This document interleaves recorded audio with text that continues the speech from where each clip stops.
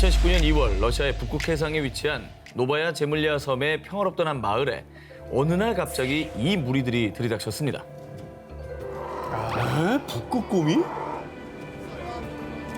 무려 52마리의 북극곰이 마을을 대습격한 건데요. 북극곰들은 거리에 쓰레기 더미를 뒤지는가 하면 사람이 사는 건물까지도 침입. 이에 섬 주민들은 혼비백산했습니다. 와, 진짜 무서웠을 것 같아요. 아니, 딱 문을 열었는데 북극곰이 막 날 보고 있어. 되게 무서울 것 같지 않아요? 사실 한두 뭐 마리도 아니고? TV CF 같은 곳에는 좀 친근하게 네. 캐릭터를 이제 우리가 만났지만 실제로 만나면 크기도 어마어마하고 이게 육식도 하잖아요. 그럼요. 그러니까 때로 저렇게 나타나니까 얼마나 주민들도 무서웠겠습니까. 스치면 사망이에요. 예. 자, 그런데 말입니다. 더 충격적인 건요. 북극곰이 마을에 출몰한 게 처음이 아니었다는 사실입니다. 심지어 과거에는 북극곰이 사람을 공격하는 사건까지 발생했습니다. 오 뒤에 일촉즉발이네. 저. 오. 너무 위험하죠, 그죠? 아 근데 궁금한 게 북극곰은 원래 그 극지방 그 얼음 위에서 살지 않습니까? 근데 사람이 사는 저 먼 지역까지 출몰했다는 거 뭔가 이유가 있을 것 같다는 생각이 들어요. 네, 정말 가슴 아프게도 먹이를 찾기 위해서였다고 합니다. 배고픔에 굶주려서 사람 사는 마을까지 찾아온 것이죠. 북극곰들은 원래 해빙 위에서 먹이를 사냥하는데요. 그런데 지구온난화 때문에 북극 해빙이 녹아내리고 또 한겨울이 돼도 북극해가 얼지 않아서 사냥하기가 어려워진 겁니다. 실제로 1979년 북극의 해빙 면적은 약 645만 제곱킬로미터, 우리나라의 약 6배에 달했지만요. 2015년에는 388만 제곱킬로미터로 36년 만에 절반 가까이 줄었다고 합니다. 그리고 북극곰의 서식지 파괴 이후로는 또 다른 문제도 거론되고 있는데요. 바로 무분별한 석유 및 가스 개발 산업. 이게 또 북극곰의 서식지를 파괴하고 있다고 합니다. 러시아는 이미 2014년 북극에서 석유 채굴을 시작했고요. 2017년 미국은 알래스카의 야생동물 서식지인 북극 국립야생보호구역에서 석유 개발 허가를 발표했다고 합니다. 때문에 이제 북극곰에게 북극은 더 이상 안전한 집이 아니었던 것이죠.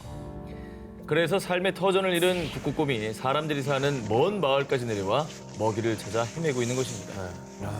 북극곰 입장에서는 오히려 사람이 어느 날 와갖고 땅 파고 집 부수고 뭐 개발한다고 그러고 있는 거죠. 그러니까 서로 똑같은 일을 한 것 예, 같아요. 어떻게 보면 우리가 먼저 침입을 한 거죠. 네. 그죠? 자, 현재 전 세계에 남아있는 북극곰은 약 2만 6천 마리로 추정이 되는데요. 캐나다의 한 대학교 생물과학 교수인 앤드류 디로처 박사는요.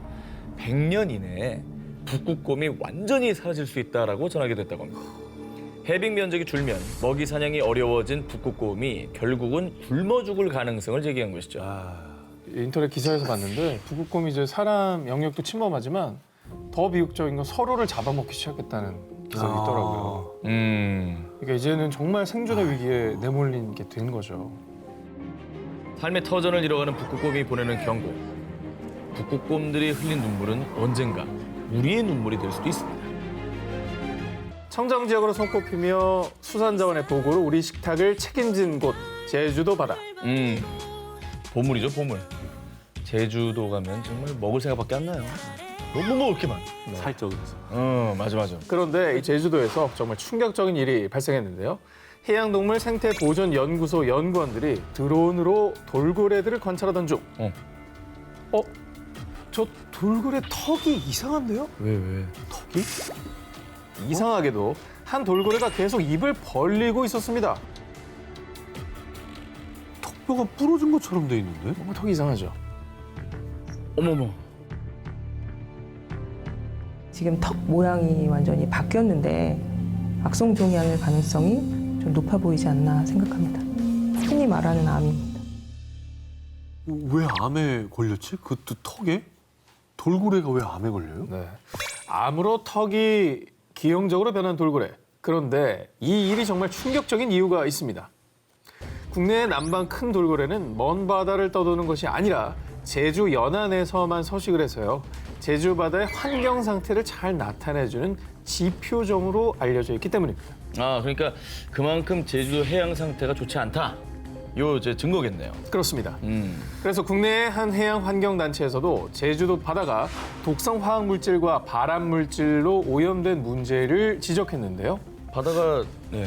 왜 오염됐겠어요? 바다가 인간들이 뭐 거기다 뭐 버리고 쓰레기? 등 공장 그랬겠지. 폐수 뭐 이런 것들 때문에 다 오염된 거죠. 그렇습니다. 실제로 2019년에만 약 1,500만 명의 관광객들이 제주도를 방문했고요. 제주도에 거주하는 인구 역시 계속 증가하는 추세인데요. 그러다 보니 문제가 발생, 하수 시설들이 감당하지 못한 오염된 생활용수와 공업용수가 그대로 바다에 흘러들어 바다를 오염시키고 있는 겁니다. 2018년 해양 오염 사고 통계에 따르면요. 제주 바다에 약 3만 리터의 오염 물질이 흘러들었는데 이 중에 87%가 하수 유출이었다고 합니다. 아이고. 와, 제주도가 인구가 60만 정도일 텐데 방문한 관광객이 1,500만이에요?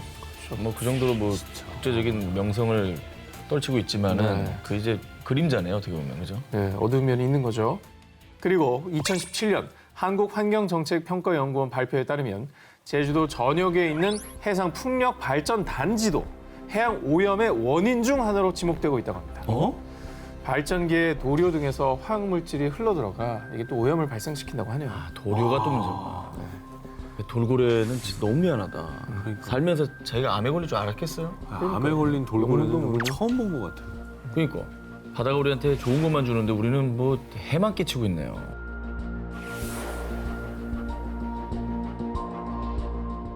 다음 특종입니다. 2002년 인도 서벵골의 한 평화롭던 마을에 갑자기 출몰한 코끼리 한 마리가 논밭을 망치고 난동을 부렸습니다. 그래서 결국 주민이 쏜 총에 맞아 사살되는 사건이 발생했는데요. 아이고. 그런데 코끼리를 부검하는 과정에서 드러난 더 충격적인 사실. 왜? 코끼리의 위장 속에서 무려 17명의 인간 DNA가 검출된 겁니다. 잡아먹은 거예요? 17명을? 그런 거죠. 아니 제가 근데 알기로는 코끼리는 풀을 먹는 동물이거든요. 그렇죠. 네. 어? 인도에서만 매년 400여 명 이상이 코끼리에게 공격당해 사망. 코끼리의 끔찍한 광기가 계속되고 있는데요.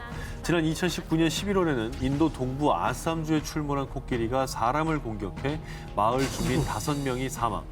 이처럼 무자비하고 광폭한 코끼리의 모습에 테러리스트 오사마 빈 라덴이라는 이름까지 붙여졌는데요. 그래서 당시에 이 광기 어린 코끼리 포획을 위해 드론까지 띄워 추격. 11일 만에 가까스로 포획에 성공했다고 합니다. 너무 충격적이네요. 그런데 대체 왜 순하기로 소문난 초식동물 코끼리가 사람을 공격하고 잡아먹기까지 하는 이런 광기 어린 식인 코끼리가 된 걸까요? 서식지를 잃은 뒤 먹을 것을 찾기 어려워진 코끼리가 인간을 공격하는 것으로 보입니다. 캐나다의 유명 동물학자 데이브 살모니는 이렇게 추측하고 있는데요.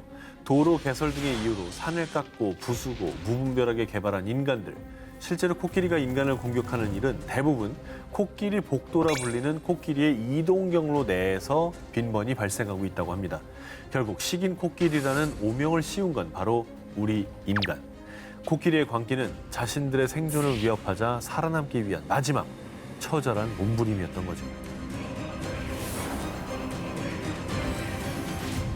2020년 1월 1일 새해 첫 해가 떠오르자 대한민국 곳곳에서는요. 저마다의 소망을 담은 수백 개의 형형색색 풍선들이 하늘 높이 날아오르기 시작했는데요. 그런데 신년맞이 풍선 날리기 행사 소식에 국내 한 동물보호단체에서 이처럼 어리석은 행사는 다신 열리지 말아야 됩니다. 이렇게 강력하게 비난했고요. 배우 윤세아 씨 역시 본인의 SNS에 이게 얼마나 위험한 이벤트인데 라며 위험성을 지적했습니다. 맞아요. 저도 이제 심각성을 인지 못하고 있다가 저 기사를 통해서 좀 이게 무책임하게 날리는 풍선이 되게 위험할 수 있구나라는 걸 처음 한 것 같아요. 네. 자, 동물보호단체가 풍선 날리기 행사를 비난한 이유 바로 이 사진을 보시면 아시게 될 겁니다. 뭐야? 자, 왜 다리에 걸려있네. 네, 그리고 이제 발에 묶여 있기도 하죠. 그렇습니다. 새해 행사뿐만 아니라 매년 전 세계 각국에서 여러 페스티벌 이벤트로 날려보낸 풍선이 새들의 목숨을 앗아간 건데요. 자, 터진 풍선의 잔해가 얇은 해조류 조각과 비슷해 보여서요. 바다새가 착각을 하고 풍선을 삼키는 경우가 너무나 많다고 합니다. 그렇게 새들이 삼킨 얇은 고무 풍선은 새의 기도를 막거나 위벽에 달라붙어서요. 죄 없는 새들에게 끔찍한 고통을 주다 끝내 죽음으로 몰고 가는 거죠. 이렇게 풍선 잔해를 삼킨 조류의 사망률은 무려 40%에 이른다고 합니다. 저희가 뭐 소개했던 특종 중에서도 폭죽이나 뭐 불꽃놀이에도 새들이 놀라서 뭐 건물, 나무 이런 데 부딪혀서 죽는 경우가 많다고 소개했지 않습니까? 근데 이게 풍선이 또 이렇게 위험하다니 참 놀랍습니다, 진짜. 모르셨던 분들 많이 계실 거예요. 네. 또 이제 풍선이 수거가 어렵기 때문에 어디로 갈지 모르니까요. 모르지. 환경 오염의 또 원인이 될 것 같기도 해요. 네. 자, 그래서요, 2015년 네덜란드 암스테르담을 시작으로 영국과 미국 곳곳에서도 풍선 날리기 행사를 금지했고요. 우리나라에서도 풍선 날리기 행사를 금지하는 지역이 늘고 있는데요. 자, 누군가의 소원을 담은 풍선 날리기. 그러나 새들에게는 고통과 죽음을 안겨줄 수 있다는 사실 절대로 잊지 말아야겠습니다.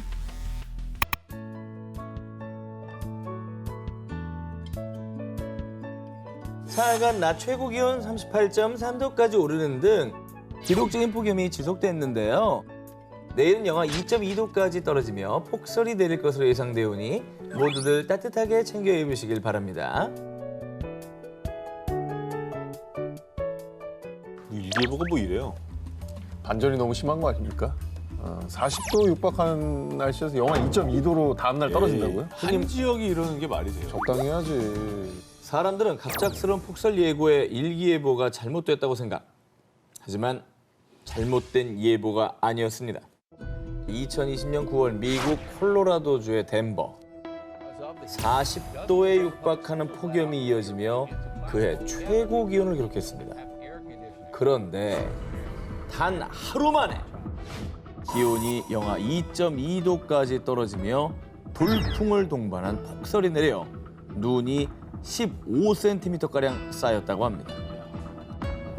덴버 지역에서 9월에 이 정도의 눈이 내린 것도 20년 만이지만 폭염이 닥친 지 하루 만에 극단적으로 10도 이상의 기온이 떨어진 건 처음 있는 일이었습니다. 저게 하루 상간의 날씨라는 거잖아요. 반전도 저런 반전이 없네. 아니 사실 그래서 그 전날 40도였다는 것도 덴버한테는 이상 기온이었을 거예요. 고산지대니까. 네. 이거지. 지금 저 앞에 식물 봐봐요. 저 왼쪽은 저 주황색 아주 그냥 쫙쫙 뻗쳐 있잖아요. 다음날 다 죽었어 지금. 이게 이르는가 축축해져가지고. 싶었겠다, 사람들. 냉해네 냉해. 아, 미국 국립기상청은 북쪽에서 유입된 한랭전선의 영향이라고 발표. 그러면서 파괴적인 기온 변화가 야생동물의 생존에 중대한 영향을 미칠 것을 우려했습니다. 그러니까 사람도 힘들지만 야생동물도 준비할 시간이 필요하잖아. 겨울에 저 대비 못한 그 동물들도 엄청나게 피해를 입을걸요. 지금 뭐 큰 것만 생각하시는데 일단 곤충, 벌레 종류가 싹 다 피해를 입습니다. 그러면 그걸 먹고 살아야 되는 새, 뭐 작은 동물들 피해 입는 거고. 먹이 없죠. 네. 하루아침에 일어난 극적인 기온 변화. 어쩌다 한 번 일어난 이변일까요? 아니면 지구에 일어날 가까운 미래의 예고편일까요? 자, 이번 특종은 사진으로 먼저 보여드리겠습니다. 아까는 눈밭에 모래가 내렸다면 이번엔 사막에 눈이 내린 겁니까? 사막을 넓게 뒤덮은 하얀색의 정체는 눈이 맞습니다. 아프리카 사하라 사막의 관문으로 불리는 알제리의 아인 세프라 지역의 2022년 1월 사진입니다. 올해입니다, 올해. 아프리카 제일 또 더운 사막에 저렇게 눈이 내렸다니까 놀랍네요. 희한하네. 눈 내린 사막의 모습, 아무래도 보기 드문 풍경이죠. 하지만 이 풍경이 즐거운 신호가 아닌 위기의 신호라면 어떨까요? 사하라 사막일 때는 지구상에서 가장 더운 지역 중 하나로 7월에는 기온이 40도 가까이 오르고 가장 추운 시기인 1월에도 평균적으로 12도를 유지하는 곳입니다. 그런데 이날 사막은요, 최고 기온 58도까지 올라갔다가 차가운 고기압이 사막을 지나면서 기온이 밤새 영하 2도까지 떨어지며 눈이 내린 겁니다. 일교차 60도. 그렇죠. 어마어마하네요. 이게 60도. 사실 사막에 눈이 내린 게 처음 있는 일은 아니었습니다. 해당 지역 사막에 눈이 내린 사례는 약 42년 동안 5번째 있는 일인데요. 그런데 1979년 눈이 내린 이후로 약 37년간은 눈이 내리지 않다가 2016년 2번째로 눈이 내렸습니다. 그 뒤로 2018년, 2021년, 그리고 올해까지 거의 매년 알제리 사막에 눈이 내리는 데다가 해가 뜬 뒤에도 눈이 녹지 않는 모습이 목격되고 있는 것이죠.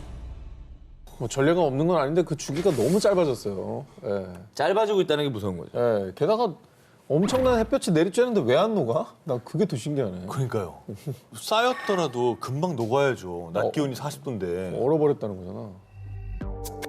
이뿐이 아닙니다. 2021년 1월 사우디아라비아 남서부 아시르 지역에서도 반세기 만에 처음으로 눈이 내리는 등 최근 몇 년 동안 여러 지역의 사막에서도 눈이 관찰됐다고 합니다. 야, 사막에까지 눈 내리네. 우리 옛날에 우스갯소리로 사우디 스키 부대 뭐 이런 얘기 했잖아. 진짜 생길 수도 있겠다. 저 정도면 계속 오는 거면. 그죠? 상식을 깨트리는 사막의 눈 소식. 우리의 터전이 더 이상 안전하지 않을 수도 있다는 이상 신호의 시작일지도 모릅니다. 여러분도 좋아하고 저도 좋아하는 머스터드 소스. 그런데 이대로 그냥 가다가는요. 핫도그에 머스터드 소스를 뿌릴 수 없게 될지도 모릅니다. 2022년 여름 프랑스의 식료품점에서는 머스터드 소스 품귀 현상이 발생. 머스터드 소스 구입을 1인당 1병으로 제한하기도 했습니다. 그 이유는요. 캐나다에서 일어난 이상 기후 때문이었습니다. 캐나다는 머스터드 소스의 원재료인 겨자 최대 생산국입니다. 그런데 2021년 지구온난화로 인한 폭염이 발생. 엘버타, 서스케초원, 매니토바 등 겨자 생산 지역 대부분이 심각한 가뭄으로 수급에 차질을 빚은 것이죠. 헐. 그 결과 캐나다 정부에 따르면 캐나다의 겨자씨 생산량은 1년 만에 135킬로톤에서 71킬로톤으로 약 50% 감소. 수확량 감소는 가격 폭등으로 이어졌고요. 킬로그램당 약 900원에 판매된 겨자가 무려 2,500원, 약 3배나 상승하다 보니 대부분을 수입에 의존하는 프랑스에서 품귀 현상이 일어난 것입니다. 금겨자가 됐네. 그리고 이상기후로 인한 피해는 캐나다뿐만이 아니었습니다. 프랑스 부르고뉴 지역에서도 겨자를 생산하긴 하는데요. 근데 역시나 이상기후 때문에 겨자씨를 갉아먹는 곤충 수가 증가, 가뭄으로 인한 피해까지 더해져 종자 생산량이 3분의 1로 감소했습니다. 그래서 프랑스 내 머스터드 업체들은 25년 동안 경험하지 못한 전례 없는 위기라며 우려를 표하고 있습니다. 이게 당장은 프랑스나 뭐 겨자 얘기일 수 있는데 이거 뭐 지구 온난화가 계속되면 뭐가 머스터드 같은 그런 일이 생길지 알 수 없는 거잖아요. 뭐 다 대상이 될 수 있는 거지. 당장은 나의 얘기가 아닌 것 같으시죠? 머지않은 우리의 얘기입니다. 여름이 되면 드넓은 바다에서 해수욕도 하고 스노클링, 서핑 등 해양 스포츠 즐기시는 분들 많은데요. 그런데 말입니다. 우리 사빈이나 셜록이가 어른이 됐을 때 바다에서 해수욕을 할 수 없게 되고 아이고. 영어 사전에서 서핑이라는 단어는 더 이상 쓰지 않는 사어가 되면 어떨 것 같으세요? 그런 날이 올까요? 지옥이지 뭐 지옥. 그건 지옥이죠. 지난 여름 한반도를 충격에 몰아넣은 소식. 해수욕장 피서객 대피 소동. 자칫 쇼크사. 공포의 그놈 나타났다. 피서객들을 공포에 떨게 한 무시무시한 정체. 해파리야 이게? 왜 이렇게 시뻘게?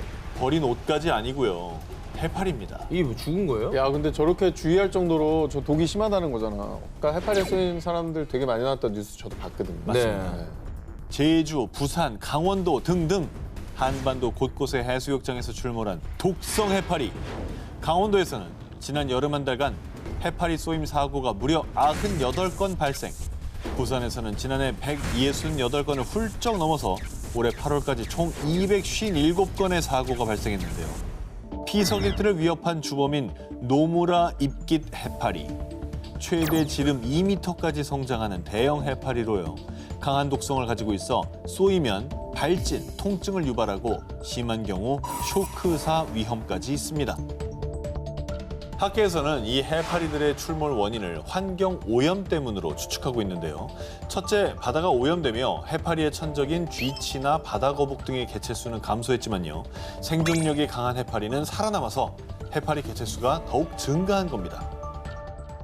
여기도 이제 생태의 균형이 깨져버렸네요, 진짜. 그리고 둘째, 지구온난화로 수온이 상승. 해파리 서식 해역이 강원도 동해안까지 확대된 건데요. 이로 인해 해파리가 해수욕장에까지 출몰하며 피서객들을 위협하는 건 물론이고 어부들이 바다에 쳐놓은 망에 해파리가 대거 걸려드는 바람에 국내 어업도 심각한 피해를 입고 있는 상황입니다. 직격탄이겠다. 이게 이제 지구 온난화가 심각하다는 증거가 먼 미래에 오는 게 아니라 지금 우리가 느끼고 있는 건데 현재 진행형이에요. 예. 지구 패러다임도 좀 바뀌고 있는 것 같아요. 그렇죠. 한반도를 습격한 독성 해파리. 이대로 계속 지구가 변해간다면 언젠가 우리 인간이 설 자리도 없어질 수도 있습니다. 항공샷이네요. 자, 활주로 뭐 좀 사람들 모여 있네요. 이거 뭐 불났어요? 왜 이렇게 불이 났어? 왜 불이 났을까요? 왜 불이 났지? 평범한 사고가 아니었습니다. 영국이 녹고 있다. 올여름 뜨거운 열기로 인해 영국에서 발생한 사건들입니다. 원래 영국은 7월 평균 기온이 20도에서 25도로 여름에도 서늘해서요. 영국에서 에어컨은 사치품으로 여겨질 정도입니다. 그런데 올해 에어컨 수요가 폭발적으로 급증. 2022년 7월 영국 링컨셔주의 기온이 40.3도를 기록하며 363년 만에 영국 역사상 최고 온도를 기록했습니다. 역사상? 그간 상상도 하지 못했던 폭염이 닥치며 영국 곳곳에선 각종 사고까지 발생했습니다. 이야. 앞서 보신 영상은요, 영국의 루턴 공항인데 비행기 활주로에 아스팔트가 녹아내리면서 모든 운항편이 일시 중단. 어머. 런던 남부 배터시의 기차 선로에서는 덥고 건조한 날씨로 인해 화재가 발생해 자칫 큰 사고로 이어질 뻔했습니다. 이야. 야, 근데 저기 기차 지나갔어 봐. 완전 탈선 사고 나고 그죠? 엄청나게 많은 인명이 희생될 수도 있었던 거잖아요. 에어컨이 사치품이라 여겨지는 나라입니다. 엄청나다. 그뿐 아니라 올여름 가장 더웠던 7월에는 단 사흘 만에 영국과 웨일즈에서만 948명이 사망했다고 추정. 헐. 폭염은 그야말로 대재앙. 보이지 않는 살인자나 다름없는데요.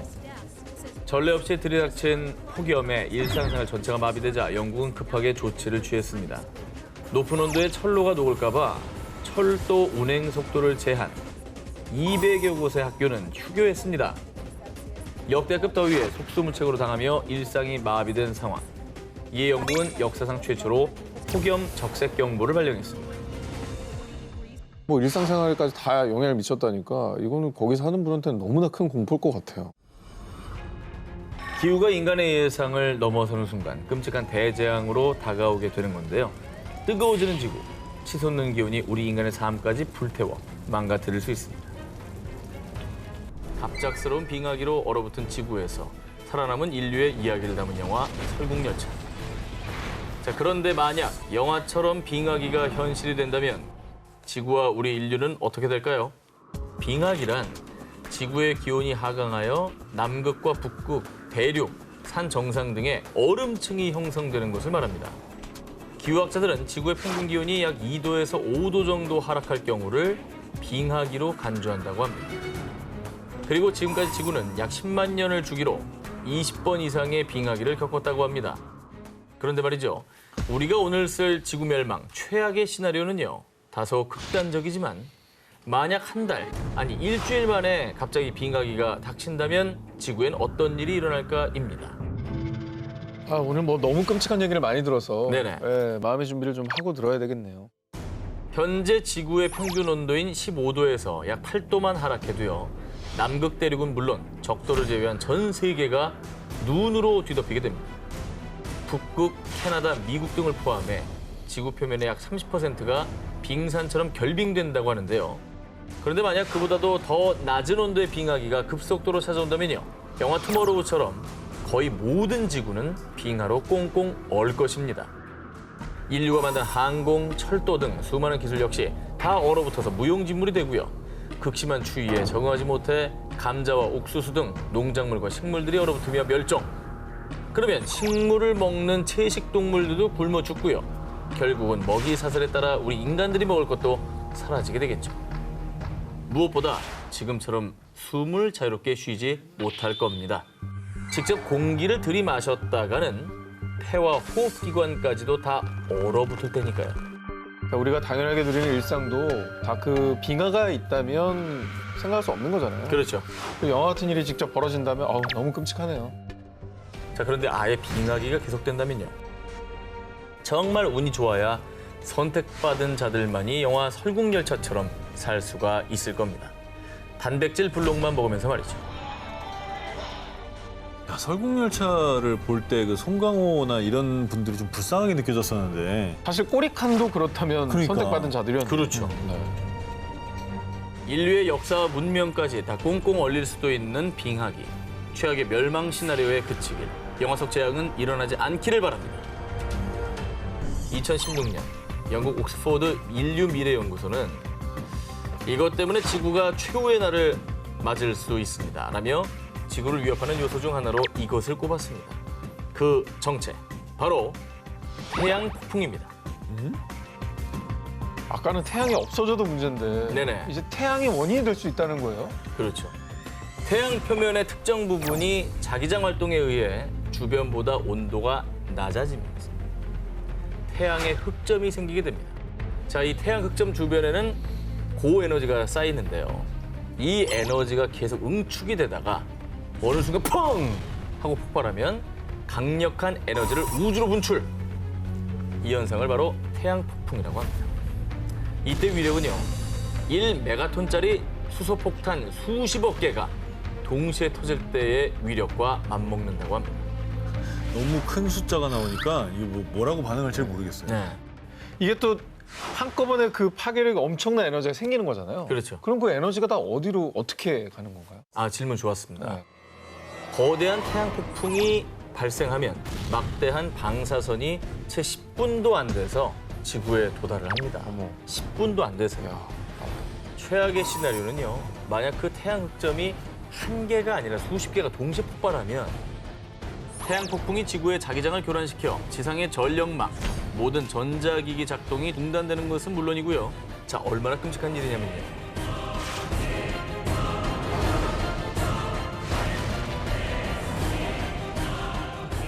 큰일이네. 정말 단순히 불편한 게 아니라 네. 재난 상황이 발생하네요. 그래서 뭐 불안 들어오는 정도 수준이 아닙니다. 네.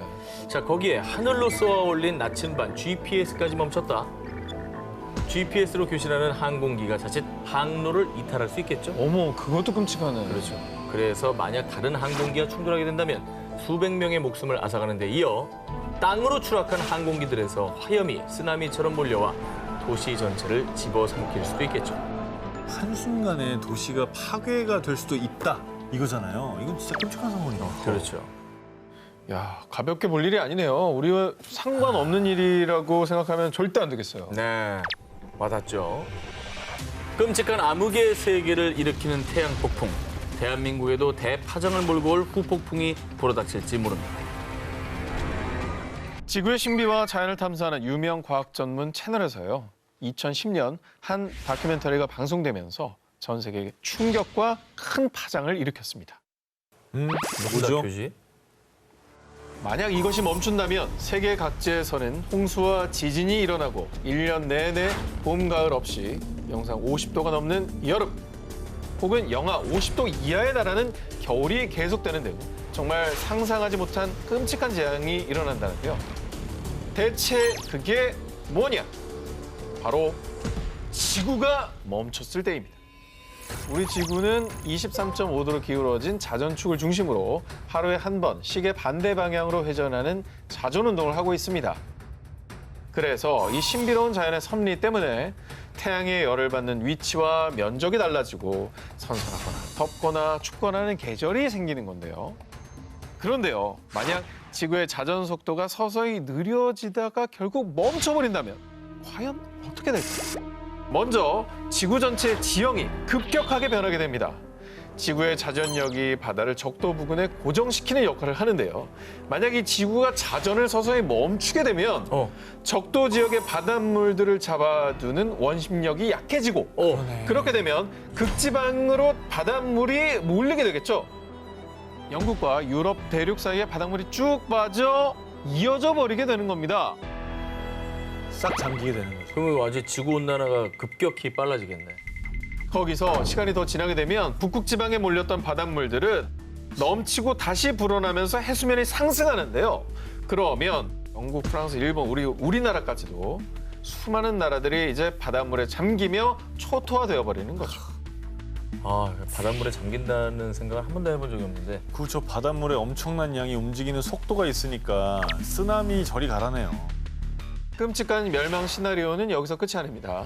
지구의 자전을 따라 일정하게 회전했던 핵, 멘틀, 지각들이 각각 다른 속도로 회전하면서 이게 마찰을 일으키게 되면 아우. 그 과정에서 지각의 균열이 일어나 세계 각지에서 지진과 화산이 폭발하고 홍수가 발생하는 등 전 세계 곳곳에서 재난이 벌어지게 되는 거죠. 섬세한 우주의 조화로 살아 숨쉬는 지구. 지구의 숨이 멈추고 완벽한 균형이 깨지는 순간 돌이킬 수 없는 비극은 피할 수 없을 겁니다. 19위 전 기자님 특종에서 태양이 우리 지구의 근본적인 에너지원이라고 소개를 해드렸는데 그렇죠. 그 태양이 넘치는 에너지로 지구를 역으로 공격하고 있기도 한데요. 태양 폭풍 같은 얘기인가요? 태양이 암을 유발하는 방사선과 자외선을 방출하기 때문입니다. 그런데 다행히도 이 지구에는 오존층이 있습니다. 네네. 산소 원자 3개로 구성된 이 오존의 분자가 지상으로부터 25에서 30km 높이의 성층권에 밀집되어 있는 것으로요. 이 오존은 태양으로부터 전달되는 자외선 중 약 95에서 99%를 흡수하면서 우리가 직접 자외선을 쐬지 않게 해주는 지구의 보호막이라고도 할 수 있습니다. 하지만 정말 안타깝게도 2020년 현재 남극은 서울시 면적의 1.5배인 1000제곱킬로미터의 오존층이 사라졌고요. 뿐만 아니라 칠레와 아르헨티나 남부, 호주 등 전 세계 오존층이 파괴되며 지구의 보호막이 위협을 받고 있습니다. 사실 예전에는 뭐 헤어스프레이 그런 데 들어가는 프레온 가스가 오존층 파괴의 주범이다 이런 얘기 많이 했었는데 그래서 요새는 사실 프레온 가스를 좀 많이 안 쓰고 있잖아요. 그럼에도 불구하고 계속 파괴되고 있는 원인이 있는 겁니까? 그런데 지금은 프레온가스의 대체제로 쓰이는 게 문제가 되고 있는데요. 아, 자, 프라이팬 코팅제나 각종 냉매에 쓰이는 화합물 클로로포름의 염소 성분이 있는데 이 염소 원자 하나가 무려 약 10만 개의 오존을 파괴해 오존층을 없애버리고 있다고 합니다. 아이고. 그 밖에도 자동차 배기가스에서 배출되는 아산화질소 등 환경오염을 통해서도 오존층이 파괴되고 있는 것이죠. 그래서 이렇게 계속 오존층이 파괴된다면 우리 인간 또 생태계는 어떤 피해를 입게 될까요? 인간의 DNA, 핵산, 이 단백질은요, 자외선을 흡수하는 성질이 있습니다.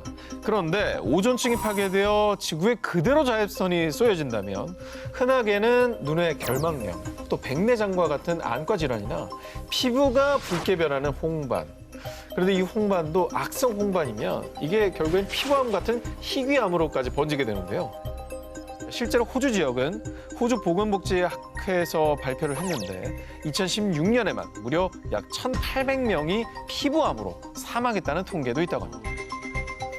아 그래서 호주는 그렇게 그 선크림도 많이 바르고 좀 긴 팔 많이 입고 선글라스 꼭 끼고 그런다 그러더라고요. 자, 그렇다면 오존층 파괴가 심한 남극과 북극에서 멀리 떨어진 우리나라는 과연 안전할까? 자외선으로 인한 피부암 발생률이 지난 10년 사이에 3배 이상 증가했다고 합니다.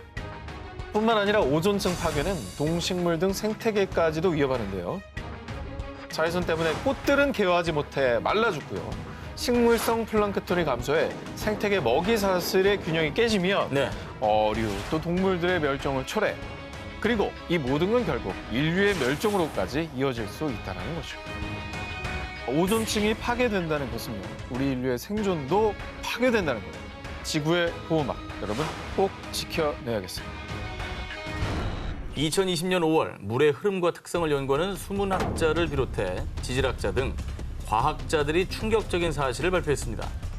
기온이 상승해 알래스카의 얼음이 녹으면 산사태로 프린스 윌리엄 해협은 초토화될 겁니다. 200여 개의 섬과 빙하로 이루어진 자연 생태계 보호구이자 관광지 알래스카 프린스 윌리엄 해협. 그런데 과학자들의 시뮬레이션 결과 최소 1년에서 20년 사이에 가파른 경사에 있던 얼음이 녹으면서 약 5억 세제곱미터에 달하는 토사가 함께 쓸려 내려가는 산사태가 발생. 그리고 이 산사태로 녹은 얼음과 토사물이 바다를 덮쳐서요. 그 충격으로 수백 미터의 메가 쓰나미가 발생해 알래스카의 항구 도시 휘티어 지역을 단 20분 만에 초토화시킬 수 있다고 경고했습니다. 그러니까 얼음이 녹는다는 게 그냥 해수면만 올라가는 게 아닌 거예요. 그죠? 맞아요. 19세기경 산업화 시기, 이전에 비해 현재 지구의 평균 온도는 약 1.1도가 상승했고요. 그러면서 남극과 알래스카, 그린란드 등 전 세계 빙하가 녹으며 바닷물이 돼 5년 사이 지구의 해수면은 약 5mm 상승했습니다. 그런데 만약 계속 이렇게 빙하가 녹아 해수면이 계속 상승하면 지구엔 과연 어떤 일이 일어날까요? 일단 바닷물이 늘어나 해수면이 상승하면 바닷물의 무게가 늘면서 그 압력으로 해저 아래 지각판들을 자극. 그러면 그 자극으로 지진이 발생할 수 있겠죠. 이 지진의 충격으로 해일과 쓰나미까지 일어날 수 있다는 얘기입니다. 이게 뭐 나비 효과잖아요. 이게 얼음이 녹고 여러 가지 일들이 발생하면서 엄청난 파장이 일어나고 네. 인류의 또 다른 재앙이 이제 발생하는 거 아니겠습니까? 그렇죠. 자, 그리고요. 홍수와 해일, 쓰나미로만 그치지 않는 진짜 최악의 시나리오도 있습니다. 만약에 지구의 해수면이 약 1m 상승할 경우에는 미국 뉴욕, 영국 런던, 호주 시드니, 일본 도쿄 등 세계 유명 명소들이 수몰되며 초토화. 세계 지도를 다시 그려야 하는 최악의 상황까지 발생할 수 있다는 겁니다. 진짜 끔찍하네요. 자, 그렇다면 우리나라는 과연 안전할까요? 지표면 고도 데이터를 연구하는 미국 셔틀 레이더 지역 미션 시스템에 따르면 지구의 해수면이 1m 상승할 경우 인천국제공항과 김포공항, 인천, 경기도 일대, 부산 일부 지역이 초토화, 항구와 공항을 비롯한 교통, 통신수단 등 전 산업이 마비될 뿐 아니라 수많은 희생자가 발생하며 국가 전체가 무너지는 비극이 발생할 수 있는 겁니다. 말씀하시는 게 일어난다면 정말 끔찍해요. 그렇죠. 말이 안 돼요.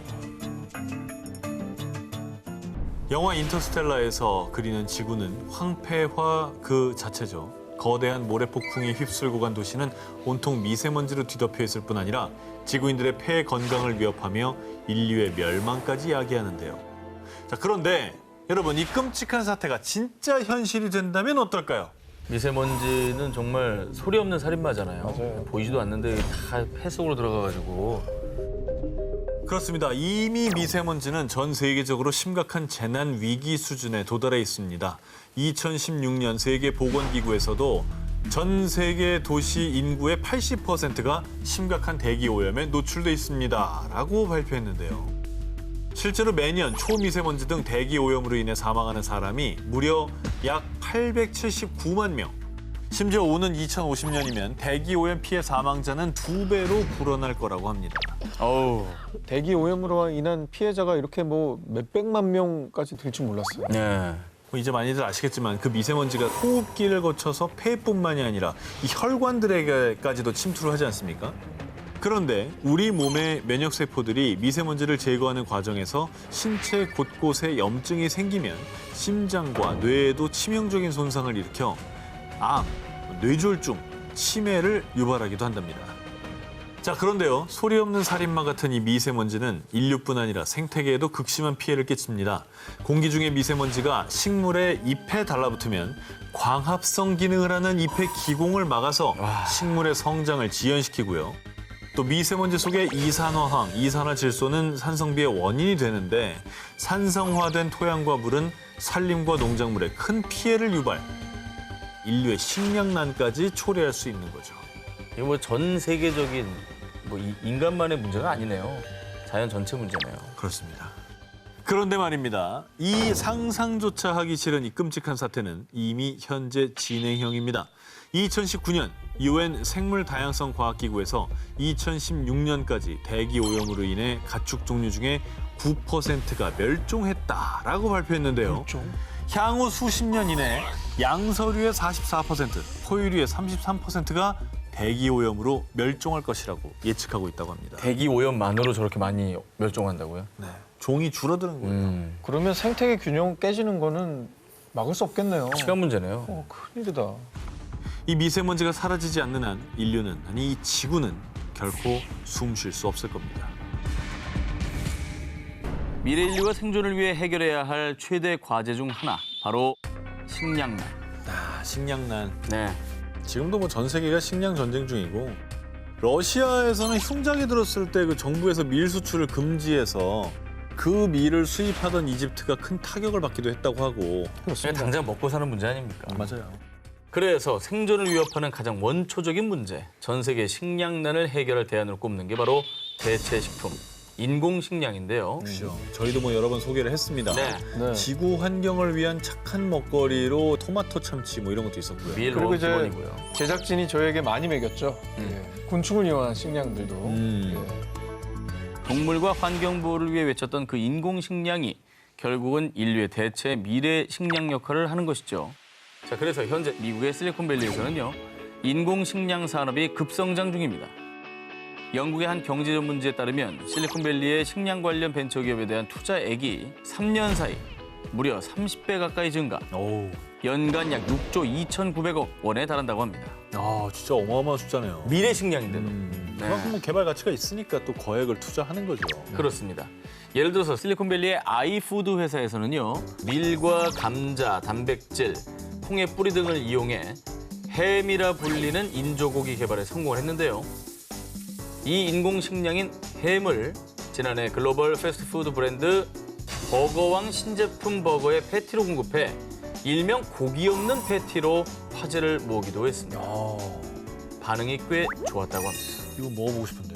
이게 그냥 채식주의자들을 위한 것만이 아니라 인류 식량난을 위해서 개발한 거잖아요. 그렇죠. 그러니까 아무래도 이게 큰 공을 하게 되면 우리한테 큰 혜택으로 돌아오는 거 아니겠습니까? 아우 그렇습니다. 그럼요. 이 인조고기 개발이 식량난뿐 아니라 환경 보호에도 앞장서는 이유. 소 한 마리가 1년 동안 내뿜는 온실가스가요, 무려 약 47kg입니다. 이는 자동차가 1년 동안 발생시킨 온실가스와 비슷한 수준이라고 합니다. 그리고 이제 농업이나 이렇게 이용하기 위한 게 아니라 인류가 단지 고기를 얻기 위해 사육되는 그렇죠. 소의 숫자가 너무나 많기 때문에 이게 어떻게 보면은 좀 줄여야 되는 게 맞죠. 맞습니다. 거기다 일반적으로 가축을 길러 도축하기까지 필요한 토지와 물이 있잖아요. 그렇죠. 자, 그런데 인조 고기를 생산할 때는 일반 가축보다 물은 13%, 토지는 약 4%만 사용한다고 합니다. 거의 없네. 그러니까 식량난, 친환경, 이게 다 하나의 연결고리인데요. 그런 면에서 인조 고기가 혁혁한 공을 세우고 있는 것이죠. 사실 고기를 키우기 위해서 먹이는 곡물의 수가 엄청납니다. 맞습니다. 그런 것까지 따지자면 이 혜택이 매우 큰 거죠. 자, 그리고요, 대체 식량의 한 축을 인조 고기가 맡고 있다면 또 다른 한 축을 담당하는 게 또 있죠. 식용 곤충이지요. 밀웜. 밀웜. 잘 아시다시피 식용 곤충은 좁은 공간 그리고 적은 양의 사료로 키울 수 있을 뿐 아니라 고단백질이라 그야말로 가성비 갑입니다. 식용 귀뚜라미도 생산하고 이 귀뚜라미 분말을 활용해 시리얼이나 쿠키를 만들어 판매하고 있습니다. 이게 나름 제가 먹으면서 그 맛에 약간 중독성을 느꼈거든요. 곤충 매니아가 됐죠. 네, 저는 괜찮은 것 같아요. 인류의 식량 위기를 타파할 단백질 혁명, 대체 식품에 대한 우리 모두의 관심이 앞으로도 쭉 필요할 겁니다. 2010년 미국의 대표 소프트웨어 회사 M사의 전 CEO 빌 게이츠가 한 강연에서 밝힌 충격적인 발표. 내 평생의 소원은 인구를 줄이는 백신을 개발하는 겁니다. 좀 충격적인 발언에 이유가 있지 않을까라는 추측이 되거든요. 그동안 수차례 인구 감축론을 주장한 빌 게이츠. 그 이유가 무엇이냐? UN에 따르면 2019년 기준 전 세계 인구는 약 77억 명이지만요. 2050년이 되면 무려 약 97억 명까지 증가할 전망이라고 합니다. 그래서 일부 과학자들은 바로 지구 인구 정원 초과를 매우 우려하고 있습니다. 그 이유, 지구에서 생활할 수 있는 최대 인구수는 불과 약 80억 명으로 머지않아 인류는 이 지구상에서 정원 초과. 그 뒤 결국 인류 멸망이라는 대혼란에 직면하게 된다는 거죠. 근데 인구가 늘어난다고 인류가 멸망한다. 이거 좀 비약 아닙니까? 좀 의아하게 느껴질 네. 수도 아니, 있는데요. 약간 모순이잖아요. 네. 인구는 늘어나는데 인구 멸망한다. 네. 이게 동시에 성립된다. 이게 말이 안 되죠? 그러니까요. 좀 더 들어보시죠. 세계자원연구소에 의하면 전 세계의 25%가 이미 심각한 물 부족 사태를 겪고 있다고 하고요. 물. UN 세계 식량 농업 기구에 따르면 전 세계적으로 1억 2,400만 명의 사람이 심각한 식량 부족에 시달리고 있다고 합니다. 만약 이 상황이 지속되면 인류의 생존에 절대적으로 필요한 식량 증가 속도가 인구 증가율을 따라가지 못해서요. 불과 30년 뒤인 2050년이면 전 세계가 대규모 식량난에 직면하게 된다고 합니다. 우리나라만 해도 먹을 게 넘쳐나서 식량난이라는 게 와닿질 않거든요, 사실. 불균형이 심각한 거죠.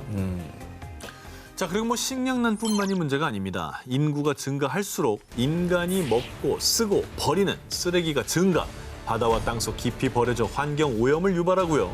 지구의 대지가 넓다 해도 정작 인류가 살 수 있는 사막화되지 않은 비옥한 땅은 한정적이라서요. 인구가 증가하면 그 좁은 땅덩어리가 포화 상태가 되는 거죠. 그런데 인류가 삶의 터전을 만들겠다고 얼마 남지 않은 삼림마저 무자비하게 개간하는 것 또한 문제. 삼림이 배출하던 산소의 양이 줄어드는데 오히려 각종 산업시설에서 배출하는 이산화탄소의 양이 증가해 이는 기후 변화를 초래. 이 땅의 작물이 잘 자라지 못해 인류의 식량이 부족해지는 악순환을 야기하는 겁니다. 인구가 계속 증가하면 이제 환경은 더 파괴될 거고 지구가 이제 버티지 못하는 상황이 되겠죠. 결국에는 뭐 식량이 부족해지고 결국 부메랑처럼 다시 우리에게 그 피해가 고스란히 돌아올 것 같다는 생각이 드네요. 앞서 소개를 해드렸던 세기말 종말론 이후 전 세계를 떠들썩하게 만들었던 바로 2012년 종말론의 그날이었습니다. 그렇다면 대체 왜 2012년 전 세계가 지구 종말에 대한 두려움에 떨어야만 했느냐? 자, 첫째는 마야 달력과 관련이 있다고 하는데요. 고대 선진 문명을 일으킨 신비의 마야 문명. 특히 마야 달력은 인류 역사상 가장 정교한 방법으로 만들어졌다고 하는데요. 무려 25세기 이상 단 하루도 틀리지 않을 정도로 정교하게 지구와 우주의 시간을 계산해냈다고 합니다. 야, 대박이다. 그러니까 윤달, 뭐 윤날 이런 거 다 잡았다는 거거든요. 진짜? 거기서 그런 게 되게 신기하고 그래서 이제 저때 인류가 그랬을 리가 없다. 그러니 마야인들은 외계인이었을 것이다. 뭐 이런 얘기들이 있는 거죠. 자, 그런데 이 마야 달력이 2012년 12월 21일로 그대로 끝나버린 겁니다. 뭐야? 이에 종말론자들은 이날이 지나면 인류의 시간이 존재하지 않는 무의 세계가 펼쳐지지 않을까 추측했던 거죠. 야, 대박이다. 자, 그런데 이게 다가 아닙니다. 중국의 고대 서적 주역을 바탕으로 만들어진 그래프 타임 웨이브 제로는요. 이 그래프가 상승한 시기에는 새로운 국가가 탄생하거나 영웅이 등장, 또 하강한 시기에는 비극적인 일이 발생했답니다. 자, 그런데 상향, 하향을 그리던 그래프가 한순간 0이 되는 날이 있었는데 진짜? 그날이 바로 2012년 12월 21일. 게다가 주식시장의 변동을 예측하는 프로그램 웹봇. 그동안 웹봇은 9.11 테러, 콜롬비아 우주왕복선 참사, 인도양 지진해일 사태 등 주식시장에 막대한 영향을 끼친 사건들을 정확히 예측해 왔는데요. 그런데 이 웹봇이 2012년 12월 이후로는 분석을 거부했던 겁니다. 오. 마야 달력하고 지금 이 고대 되게- 주역하고 겹치는 거 아니야? 그렇습니다. 자, 그리고 마치 지구 종말의 전조 현상이라도 되는 듯 2012년 1월에는 노르웨이에서 이 수만 마리의 물고기가 떼죽음을 당했고요. 심지어 12월 21일 호주 퍼스의 상공엔 강력한 빛이 이렇게 특이한 모습으로 발견되기도 했습니다. 좀 이상하긴 하다. 저런 때 죽음 본 적이 없는데? 저는 저 빗무리도 엄청 이상한데요. 그러니까. 이런 다양한 지구 종말설이 퍼지면서 전 세계 사람들이 공포와 두려움을 느꼈고요. 실제로 종말을 대비해 생존 물품을 구비, 심지어 극강의 공포를 이겨내지 못하고 극단적 선택을 시도한 사람들도 있었다고 합니다. 인도 북부를 가로지르는 인도의 상징. 자그마치 4억여 명의 물 공급원인 생명의 원천. 바로 겐지스강입니다. 힌두 문명의 발상지인 겐지스강은요, 힌두교인들에게는 숭배 대상인 성스러운 강 그 자체죠. 파괴의 신 시바가 세상을 정화시키기 위해서 하늘에 있던 겐지스강을 땅으로 흘러내렸다고 믿기 때문인데요. 그래서 힌두교인들은요, 치유력이 있는 성스러운 겐지스강에서 몸을 씻으면 자신의 영혼 또 죄까지도 씻을 수 있다고 믿는다고 합니다. 자, 그런데 말입니다. 이 성스러운 강 겐지스강은요, 죽음의 강으로 전락해버린 지 오래라고 합니다. 인도 보건당국에 따르면 겐지스강에서 정기적으로 몸을 씻는 순례자의 50% 이상이 피부병과 위장장애 등의 질병을 앓고 있다고 전했는데요. 그 원인 중에 하나가 바로 겐지스강에 죽은 이를 떠나보내는 의식 때문입니다. 힌두교인들은 겐지스강에 시신을 화장한 채 재를 뿌리면 죽은 사람이 좋은 세상에서 환생한다고 믿어서요. 강에 재를 뿌리고 있는데 이때 화장할 때 사용된 화학재와 폐기물이 여과 없이 노출돼 강을 오염시키고 있다고 합니다. 그게 또 문제구나. 아, 그렇겠구나. 근데 이제 성스러운 겐지스 강을 좋아하니까 이렇게 숭배시하는 거 아니겠어요? 이제는 좀 본인들의 건강과 생존을 위해서는 좀 관습을 바꿨으면 하면 싶네요. 자, 그리고 또 큰 문제는요. 겐지스강을 가득 메운 쓰레기들입니다. 아하. 강 인근 주민들의 생활 쓰레기를 비롯 공장의 폐수와 산업 폐기물이 여과 없이 그대로 겐지스강으로 흘러가고 있다고 합니다. 무단 방류되고 있는 것이죠. 아이고, 이것도 참 이게 사회 시스템 문제인데 이게 안 갖춰져 있으니까 어쩔 수 없이 저렇게 되는 거잖아요. 그대로 저렇게 흘러보내주면 안 될 것 같네요.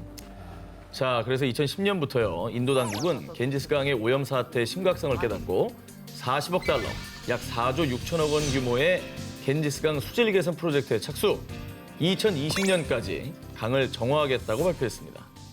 자, 그래요. 시간이 좀 흘렀는데 네. 겐지스 강 지금은 깨끗해졌습니까? 자, 그런데요. 안타깝게도 무려 2,500km에 이르는 겐지스강을 정화시키는 것은 결코 쉬운 일이 아니었습니다. 2019년 인도 환경부에서 겐지스강의 86개 지점에서 검사를 한 결과 무려 78개 지점이 식수 부적합 판정을 받았다고 합니다. 이게 오염의 정도가 좀 심했나 봐요. 얼마나 오염이 됐으면 이게 10년 동안 노력을 했는데도 세월이 있으니까요. 식수로 부적합한 물이 나는 거는 굉장히 오염이 심했다는 거죠. 그래도 이 계속 오염되고 있는 이 어떤 그 현상이 턴어라운드 된다라고 느껴지기만 해도 약간은 좀 그래 10년 더 노력해보자 뭐 이런 마음이 들 텐데. 네, 그래도 뭐 포기할 수 없는 거 아니겠습니까? 민족의 강인데. 그럼요. 네, 계속해서 노력해야 될 것 같아요. 겐지스강만이 문제가 아니죠. 2016년 한 국제환경단체 보고서에 따르면요. 라틴 아메리카 강의 4분의 1, 또 아시아 강의 절반이 심각하게 오염됐다고 합니다. 그래서 오염된 식수를 마시고 사망하는 사람이 매년 340만 명에 달한다고 합니다. 아이고. 정말 안타까운 일이죠. 우리 인류에게 있어서는 없어서 안 되는 게 또 물인데 이 깨끗한 물을 위해서 식수 아닌 강은 정말 우리가 스스로 지켜야 됩니다. 그렇습니다.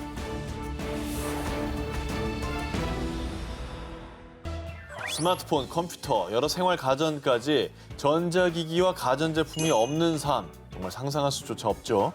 그렇죠. 네. 상상이 안 돼요. 두 분도 뭐 스마트폰 없이 버틸 수가 없잖아요. 지금도 액정 보고 싶어 미치겠어요. 녹화 중이라 지금. 사실 이제는 너무나 당연한 것이 돼버려서 이제는 없으면 불편한 존재. 맞아요. 예, 그렇게 된 것 같아요. 그런데 말입니다.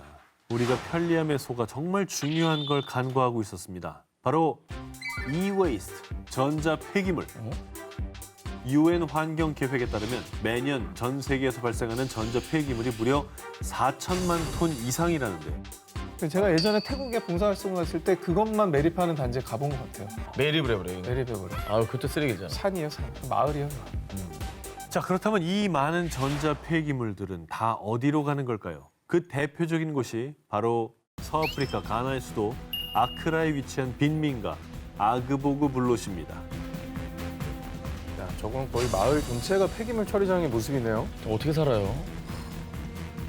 이곳을 두고 부르는 말, 세계에서 가장 거대한 전자 폐기물 처리장. 다 일로 오는 건가요? 이곳의 주민들은 전자 폐기물을 태워 구리를 얻는 등 각종 금속과 부품을 추출해 생계를 유지하고 있는데요. 그런데 안타깝게도 전자 폐기물을 태우는 과정에서 납과 같은 중금속이 발생해 심각한 환경 오염을 유발하고 있는 겁니다.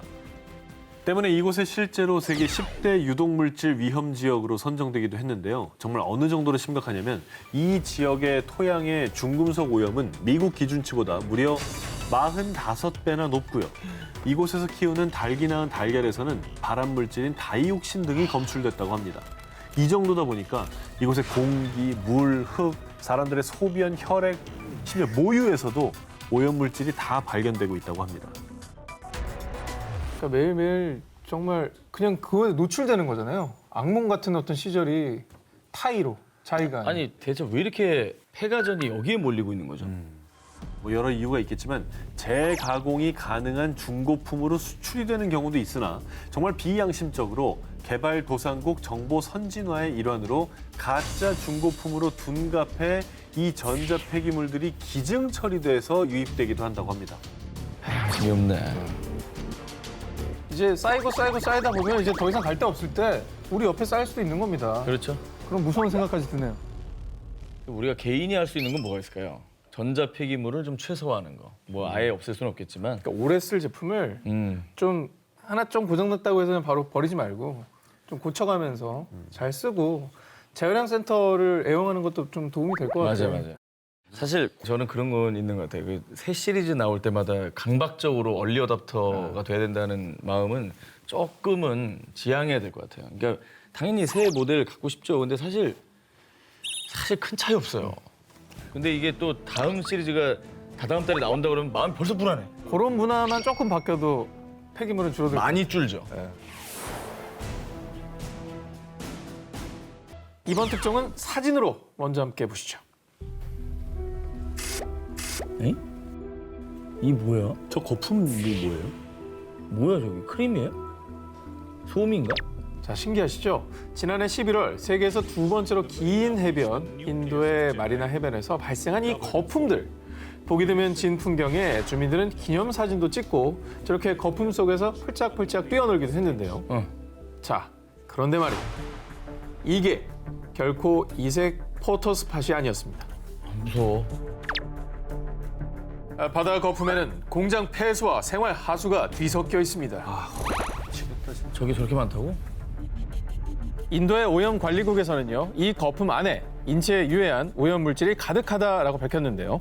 아 그것도 모르고 저기서 사진을 찍고 있는 거예요? 신기하니까. 아우, 저분들 저 나중에 다리에 뭐 나는 거 아니에요? 나겠죠. 사실 이 바다 거품이 발생하기 며칠 전 이 지역에 큰 폭우가 내렸는데요. 이때 폭우로 인해 생활하수, 공장 폐수 등 정화되지 않은 오수가 바다에 흘러들어가 거품을 만든 겁니다. 조사 결과 무기물인 인산염이 고농도 함유돼 있었다고 합니다. 저 거품이 다 똥물이었던 거네, 진짜로. 똥거품이네. 이 거품이 피부에 닿으면 습진, 가려움증 등을 유발할 뿐 아니라 이게 만약 마을 식수원으로 흘러들어가 체내에 쌓이면 골다공증과 골절 등 골질환도 유발할 수 있다고 합니다. 그런데 이 공포의 바다 거품이 처음 발생한 건 아니었는데요. 2016년 호주 동부의 뉴 사우스 웨일즈주와 퀸즐랜드주에도 거센 폭풍이 발생한 뒤 거품으로 뒤덮인 바닷물이 범람했다고 합니다. 이게 정말 이런 바다 거품은 왜 생기는 거예요? 자, 여기서 잠깐 구분을 하셔야 될 게 있는데요. 바다 거품은 사실 희귀한 자연 현상 중 하나인데요. 그런데 문제는 인위적인 바다 거품. 실제로 한 수질 문제 전문가에 따르면요. 폐수 속에 사상세균이 거품을 만들어낼 수 있습니다. 라고 전했는데요. 폐수를 이제 제대로 정화시키지 않은 게 바다에 치명적인 영향을 끼쳤다 이런 얘기네요, 그죠? 이제 이 바다가 또 우리에게 악영향을 끼칠 거고. 주겠죠. 계속 악순환이 반복되겠죠. 지구에 닥친 제2의 빙하기, 소행성 충돌, 대륙을 뒤덮은 강력한 쓰나미 등 영화에서 종종 등장하는 지구 종말. 그런데 이런 인류 최후의 날을 대비한 현대판 노아의 방주가 있죠. 북극점에서 약 1,300km 거리에 위치한 스발바르 제도 내 스피츠베르겐 섬에 있는 인류 최후의 보루, 세계 최대 유전자 은행, 스발바르 국제 종자 저장고입니다. 해발 130m, 수평 120m 깊이의 위치. 핵폭발은 물론 소행성 충돌에도 끄떡없도록 강한 콘크리트로 꽁꽁 감싼 국제 종자 저장고는요. 전쟁, 식물 전염병, 기후 변화 등으로 인류의 식량이 멸종될지 모른다는 최악의 시나리오를 대비해 2008년에 문을 열었는데요. 현재 이곳에 보관된 식물 종자는 무려 100만 종 이상으로요. 실제로 2015년 9월 내전으로 황폐화된 시리아는 유실된 종자를 재건하기 위해 보관소에 약 3만 8천 점의 종자를 인출하기도 했습니다. 아, 근데 진짜 미래 인류를 위해서 꼭 필요한 곳인 것 같아요. 정말 동감입니다. 네. 그런데 이 국제 종자 저장고가 스발바르 제도에 만들어진 이유, 바로 녹지 않는 땅, 영구 동토층이라는 환경 때문인데요. 만약에 전력이 끊기거나 벽체가 무너져도 자연 냉동고인 영구 동토층이 영하 3도를 유지해 씨앗이 발아하지 않는다고 합니다. 그런데 말입니다. 문제는 세상에서 가장 안전한 이 금고에 그 누구도 예상치 못한 위기가 닥쳤습니다. 바로 지구 온난화. 아, 저기도 이제 동토가 안 되게 되겠구나. 그렇게 저 돼버렸습니다. 문제 되게 심각해요. 2017년 5월 어느 날 저장고 한 곳의 입구가 침수된 겁니다. 녹았구나. 녹았어. 녹기 시작했어. 그렇죠. 어머. 당시 한 매체의 보도에 따르면요. 국제 종자 저장고가 위치한 스발바르 제도의 기온이 상승했고 헐. 이때 영구 동토층에서 녹은 물이 흘러든 거였는데요. 어떻게 경고의 메시지네요. 북극은 지구의 기후 변화를 가장 생생하게 보여주는 렌즈라는 그런 말이 있잖아요. 영구 동토층이 녹았다는 거는 그만큼 기후 변화가 심각하다는 걸 보여주는 방증인 것 같습니다. 2018년 충격적인 연구 결과가 발표됐는데요. 현재 상태의 탄소 배출량이 그대로 유지된다면 2100년 이내로 스발바르의 평균 기온이 무려 10도까지 상승한다는 내용이었습니다. 이렇게 되면 종자 저장고 내 종자 보관이 안전하다고 장담할 수 없을 뿐 아니라 어쩌면 수몰 위기에 처할 수도 있게 되는 겁니다. 인류 최후의 보루 스발바르 종자 저장고를 지켜야 우리 미래 인류를 구원할 수 있습니다.